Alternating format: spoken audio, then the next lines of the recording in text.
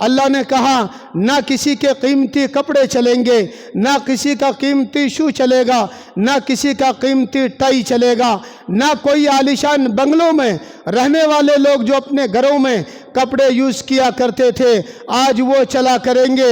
اللہ نے کہا ایک ادا لے کر آ جاؤ، ایک کپڑا اللہ نے آپ کو پہنایا اور وہ کپڑا زیادہ گھما پھرا اور چھلا ہوا نہیں ہونا چاہیے، ایک تہبند ایک لنگی اللہ نے کہا کہ باندھ لو۔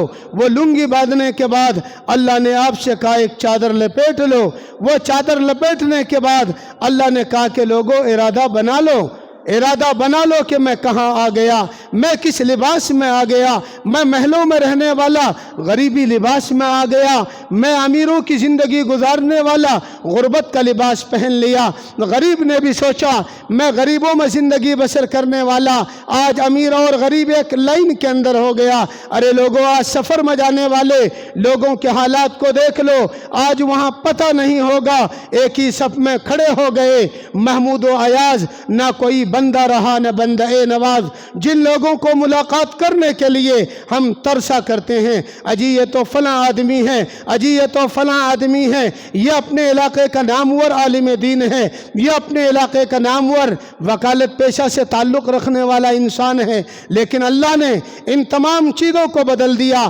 وہاں علاقے کا عالم دین بھی اسی لائن میں کھڑا ہے، وہاں علاقے کا مالدار بھی اسی لائن میں کھڑا ہے، وہاں علاقے کا امیر اور غریب بھی اسی لائن کے اندر اللہ تعالیٰ نے کھڑا کر کے کہلوا دیا کہ حج میں جانے والے لوگوں تمہیں پہلے ارادہ کرنا پڑے گا، ایک ارادہ احرام کا، دوسرا ارادہ تلبیہ کا۔ حج میں جانے والے پہلے کیا کرتے ہیں؟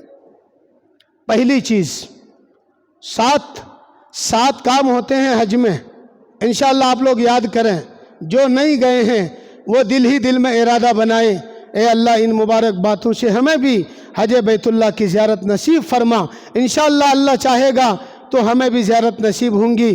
دوستو پہلی چیز احرام اور تلبیہ۔ احرام آپ نے وہ کفن والا کپڑا باندھ لیا، اس کے بعد تلبیہ لبیک اللہم لبیک، یہ ترانہ ملا ابراہیم علیہ السلام کے صدقے میں، یہ ترانہ معمولی نہیں۔ ابراہیم علیہ السلام سے اللہ نے کہا ابراہیم بیٹا کو حاضر کر، حضرت ابراہیم علیہ السلام نے کہا اللہ حاضر ہے، بیٹے نے کہا کہ الحمدللہ باپ کی ہر اداؤں پر اللہ ہم مر مٹنے اور آپ کے راستے میں قربان ہونے تیار ہیں۔ دوستو اسی کا نام تلبیہ پڑ گیا۔ باپ نے کہا لبیک اللہم لبیک لا شریک لک۔ حضرت ابراہیم نے جب ارادہ بنایا میں حاضر ہو گیا، اللہ نے کہا کیسا حاضر ہوا؟ ابراہیم کیا ارادہ لے کر حاضر ہوا؟ لبیک اللہم لبیک۔ دنیا کو میسیج حضرت ابراہیم علیہ السلام کے ذریعے دیا۔ جب ابراہیم علیہ السلام نے کہا اللہ میں تیار ہو گیا، ابراہیم سے اللہ نے کہا کیا ارادہ لے کر تیار ہوا؟ کہیں دنیا کی بھوتیں تمہارے منوں میں سوار تو نہیں ہے؟ کہیں کوئی مشکل کشا تمہارے دلوں کو اندر بستا تو نہیں ہے؟ کہیں کوئی حاجت روا تمہارے دلوں کے اندر تیار تو نہیں ہوتا ہے؟ دوستو اسلام کا سب سے پہلا کام اللہ تعالیٰ نے جو مسلمانوں کو دیا ہے وہ یہی دیا کہ ہم اپنے عقیدے کو درست کرنے والے بن جائیں۔ ابراہیم علیہ السلام سے بھی اللہ نے یہی کر کے دکھایا۔ جب حضرت ابراہیم نے کہا لبیک اللہم لبیک، ابراہیم نے اللہ سے کہا اے اللہ میں حاضر ہو گیا۔ اللہ نے کہا کیا ارادہ لے کر حاضر ہوا؟ کیا تمہارے ارادے میں کچھ کمی ہے؟ حضرت ابراہیم نے کہا لا شریک لک، اے اللہ کوئی میرا شریک نہیں ہے، تیرے علاوہ کوئی میرا ساجی نہیں ہے، اے اللہ تو ہی ہے، اللہ لا الہ الا ہو، پالنہار تو ہی بن کے آیا، اے اللہ تو ہی نظام چلاتا ہے۔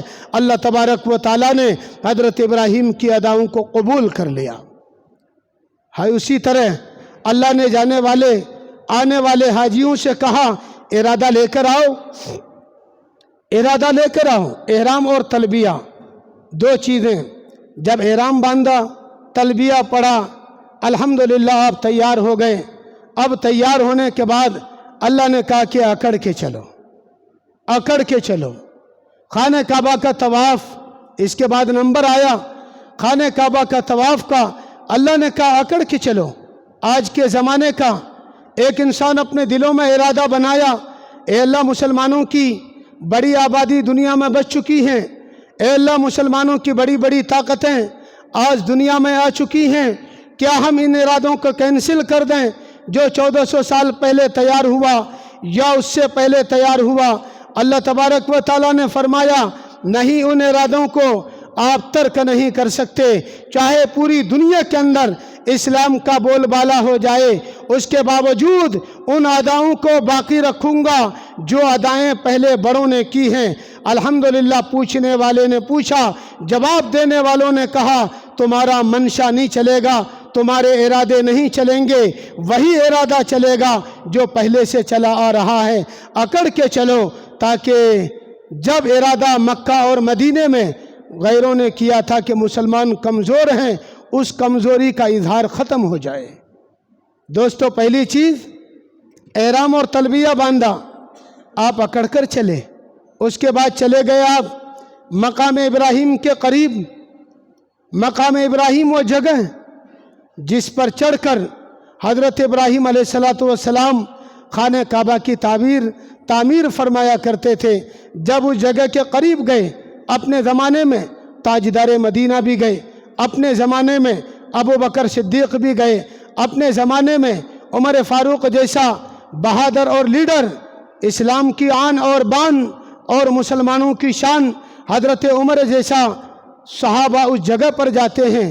اللہ کے نبی موجود ہیں، حضرت ابو بکر صدیق موجود ہیں، اللہ کے نبی ایک جگہ تشریف فرما ہے، ابو بکر ایک جگہ تشریف فرما ہے، حضرت عمر گئے، من ہی من میں دل میں ارادہ ہوا، اے اللہ کاش میں اس جگہ میں 2 رکعت نماز ادا کر لیتا، لیکن میں کیسے پڑھوں؟ میرے نبی نے نہیں پڑھا، میں کیسے پڑھوں؟ ابو بکر صدیق نے نہیں پڑھا، میں اس جگہ کے اندر 2 رکعت نماز کیسے ادا کروں؟ تاجدار مدینہ نے آج تک نہیں پڑھا، میں کیسے ادا کروں؟ ابو بکر صدیق نے ابھی تک ادا نہیں کیا۔ حضرت عمر نے ارادہ بنایا، اللہ نے عرش سے قرآن اتار دیا، فاتخذوا من مقام ابراہیم مصلی۔ حضرت عمر نے ارادہ سجایا، اللہ نے پیارے نبی کی شان میں، اللہ نے پیارے نبی کے سینے اقدس میں قرآن کریم اتار کر کہا کہ عمر کا ارادہ بنا ہے، جاؤ عمر سے کہہ دو آج کے بعد سے جتنی دنیا یہاں پر آئیں گی وہی ارادہ کرنا پڑے گا جو ارادہ عمر اپنے دلوں کے اندر سجایا تھا۔ اس لیے دوستو، مقام ابراہیم پر جا کر 2 رکعت نماز ادا کرنا، یہ حضرت عمر رضی اللہ تعالی عنہ کی منشا اور چاہت کے مطابق سنت رسول اور سنت صحابہ اللہ تبارک و تعالی نے اس کو بنایا۔ جب آپ مقام ابراہیم پر 2 رکعت نماز ادا کرتے ہوئے چلے جاتے ہیں، وہاں حجر اسود نظر آتا ہے، ایک کالا پتھر جو سنتے ہیں کہ گورا تھا، ہماری بدعمالیوں نے اس کو آج کالا بنا دیا۔ جب وہ ہمارے سامنے آتا ہے، حدیث پاک کے اندر ہے کہ لوگوں آپ اس کو بوسا دو، آپ اس کو چومو۔ حضرت عمر نے دیکھا، حضرت عمر نے سوچا لوگوں کی نیتیں بدل جائیں گی، کہیں پتھروں کو پوجنے والے لوگ تیار نہ ہو جائے۔ جاتے ہی حجر سے کہا انکا حجر لا تنفع ولا تضر، اے پتھر حجر اسود یقیناً تو پتھر ہے، لا تنفع نہ نفع دے سکتا ہے، ولا تضر نہ تو نقصان دے سکتا ہے، لیکن ہست و نام ہے ابراہیم کی اداؤں کا، اسماعیل کی وفاؤں کا، حضرت حاجرہ علیہم السلام کی صلہوں کا۔ اس لیے حضرت عمر نے کہا کہ ہست و نام ہے اداؤں کا، میرے نبی نے کیا اور بڑے لوگوں نے کیا، اس لیے انشاءاللہ اے پتھر ہم تجھے پوجتے ہیں، اے پتھر ہم تجھے چومتے ہیں، اے پتھر ہم تجھے بوسہ دیتے ہیں، ہم تجھے پیار اس لیے کرتے ہیں کہ میرے نبی نے تجھے پیار دیا، ورنہ تو لا تنفع ولا تضر، نہ تو کچھ کر سکتا ہے نہ کچھ بگاڑ سکتا ہے۔ جب وہاں سے چلے گئے، الحمدللہ جاتے ہوئے آپ عرفات کا میدان دیکھیں گے، اس سے پہلے دوستو آپ جمرات، رمی جمرات دیکھے، صفا مروہ اس سے پہلے دیکھے، وہ جگہ جہاں اماں دوڑتی ہیں، حضرت جبرائیل کو بھیجا، جاؤ اسماعیل پریشان ہیں۔ اسماعیل کے قدم کے نیچے حضرت جبرائیل نے ہاتھ مارا، اپنے اعتبار سے الحمدللہ کنواں چالو ہو گیا، جو آج تک دنیا میں زمزم کے نام سے چلا آ رہا ہے۔ جانکاری کے لیے آپ کو بتا دیتا ہوں دوستو، دنیا میں دو چیزیں ہیں اللہ تبارک و تعالیٰ نے جس کا نظام چلایا، ایک کو بند کر دیا، ایک چالو ہے۔ ایک صحابی اپنے گھر کے اندر تشریف لائے، جب صحابی تشریف لائے بیوی بچوں نے کہا ہمارے گھر میں کچھ نہیں ہے، کھانے پینے کے واسطے کچھ نہیں۔ وہ صحابی نے سوچا میں کس کا در جا کے دیکھوں، مانگنا مجھے نہیں آتا، سوال میں کسی سے نہیں کرتا، سوال غریبی کے لحاظ سے جا کر میں کسی کے سامنے نہیں کروں گا۔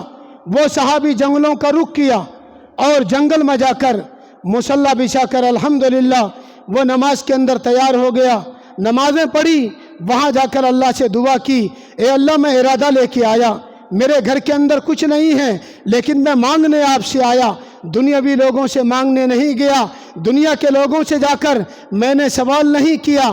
اگر میں دنیاوی لوگوں سے سوال کرتا یقیناً وہ مجھے بھیک دے دیتے۔ میں دنیاوی لوگوں کے پاس سوال کرنے نہیں آیا، اے اللہ میں تیری دربار عالی سے اپنی ضرورت کو پوری کروانے آیا ہوں۔ اے اللہ مشکل کشا تو ہے، میری ضرورت کو پوری کرنے والا اے اللہ تو ہے۔ میں اپنی ضرورت پوری کرنے کے لیے آج اس جنگل کے اندر میں نے مصلی بچھایا، الحمدللہ نمازیں ہوئی۔ جب وہ مصلی سے نمازیں پڑھ کر اپنے گھروں کے اندر جا کر دیکھنے لگے تو ان کی چکی چل رہی ہے، گھروں میں چکی چل رہی ہے۔ بچوں سے پوچھا آٹے کا نظام کہاں سے ہوا؟ کہ الحمدللہ اللہ نے کسی طرح نظام کر دیا۔ کہ تم نے کیا کیا؟ کہ لاسٹ میں جا کے میں نے اٹھا کے دیکھا، اللہ نے کہا کہ اگر وہ چکی ان کی اولادیں، ان کے بچیاں اٹھا کر نہیں دیکھتے، جس طرح آنے والی نسلوں کو قیامت تک کے لیے اللہ نے زمزم کا نصاب چلا کے رکھا ہے۔ اللہ تبارک و تعالیٰ نے کہا اے صحابی اگر تمہاری اولاد اپنی نظروں سے اٹھا کر نہ دیکھتی قیامت تک میں اس چکی کو چالو رکھتا، لیکن تمہاری اولاد کی نظر پڑ گئی اس لیے اس کو میں نے بند کر دیا۔ دنیا میں دو چیز ہیں اور تیسری چیز کوئی نہیں جس کو اللہ تعالیٰ نے اس طرح چلایا ہو۔ دوستو صفا مروہ پر گئے، وہاں سے جا کر آپ مینا اور عرفات کے میدان میں گئے، عرفات میں ٹھہرنا ہے، مینا میں جا کے کنکریاں آپ کو مارنی ہیں۔ یہ 6 کام ہو، 5 کام ہو گئے، 5ویں کام کے بعد 6واں کام آپ کو قربانی کرنا ہے۔ جب عرفات کے میدان سے نکل کر حاجی اپنے اپنی جگہوں پر جاتے ہیں، آپ اس سے پوچھئے گا کیا ارادہ لے کر جاتے ہیں؟ وہ کہے گا جی ہم انشاءاللہ قربانی کے ارادے سے جاتے ہیں۔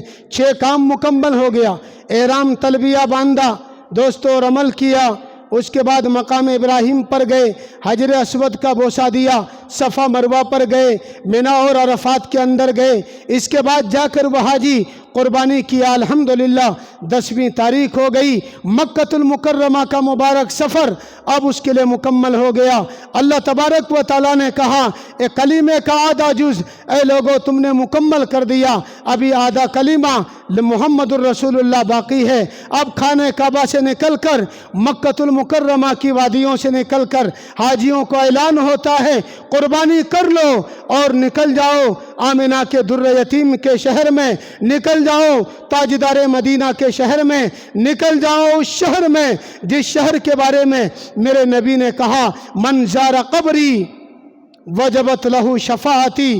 اللہ کے نبی نے کہا لوگوں جو میرا روزہ دیکھے گا، لوگوں جو میری قبر کو دیکھے گا، لوگوں جو مدینۃ المنورہ آ کر میرے روضہ اقدس کو دیکھے گا، من زار قبری وجبت لہو شفاعتی۔